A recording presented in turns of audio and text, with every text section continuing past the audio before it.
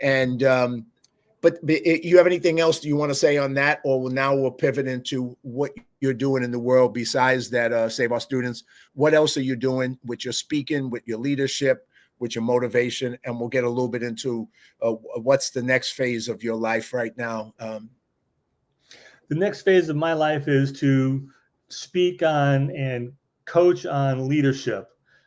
In the agency, believe it or not, they take us through some very significant training.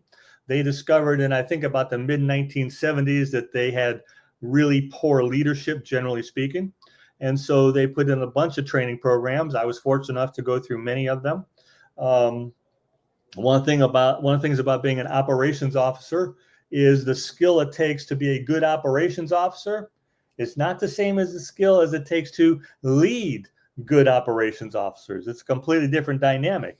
And so I was fortunate that I had a boss when I first became a branch chief who coached me on the best ways to do that, on how do you work with an individual. And that was pretty much what he said, was I had to learn how each individual officer that was working for me thought. What do they need? Do they need a lot of warm, fuzzy greetings?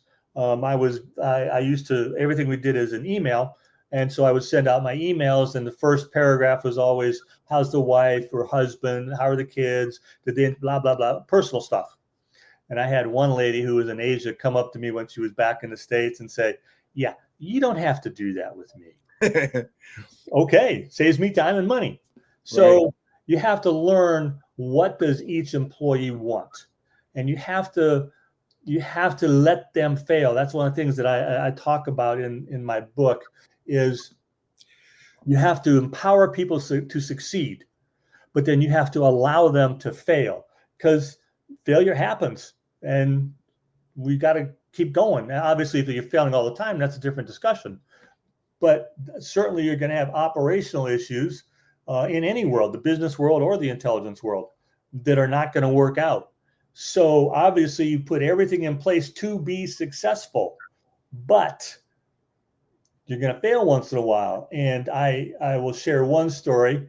I'm trying to make sure I can do this.